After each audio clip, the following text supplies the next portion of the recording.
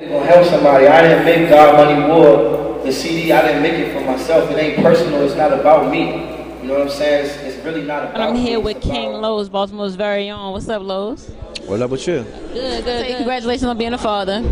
How has that changed you and changed how you treat your career, or just changed you as a person, as a man? It taught me to be more appreciative of just certain things. It enlightened me on certain aspects of life, you know, understanding, communication, and responsibility.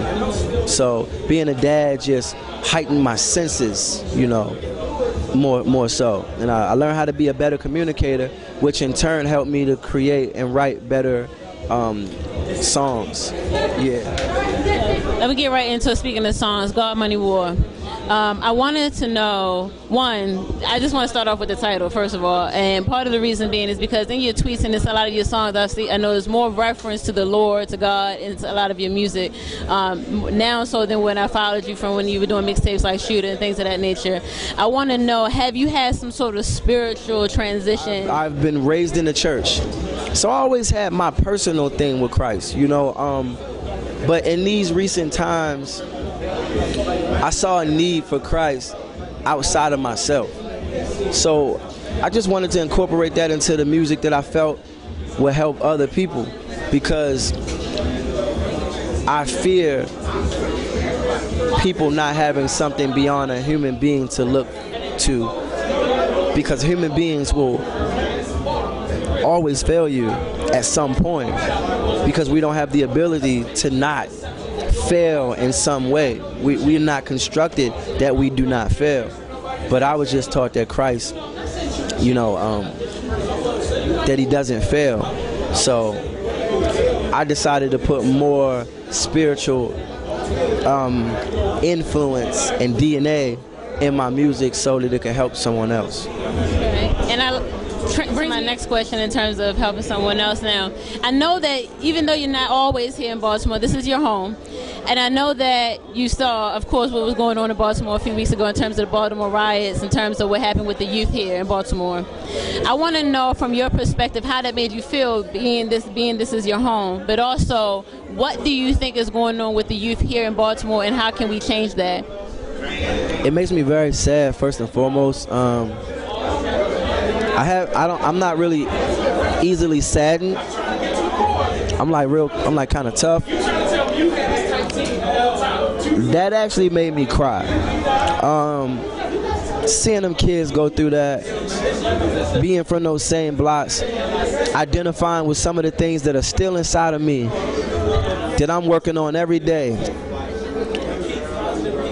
The lack of patience, the constant feeling of running out of time, the lack of opportunity, the immense adversities, and the absence of love.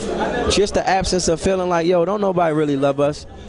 I'm from that. And to see those kids, man, it just brought me back to why I still got some of the hang-ups that I got, that I need to work on when I am being loved. So that's what it connected with me by seeing that. It just hurt. We just need more love, man. We need more people to care, starting in our own communities first. If there was one thing you can change here in Baltimore about what we can do for our kids, what is the one thing that we can change, and what is the one message that you want to send to them?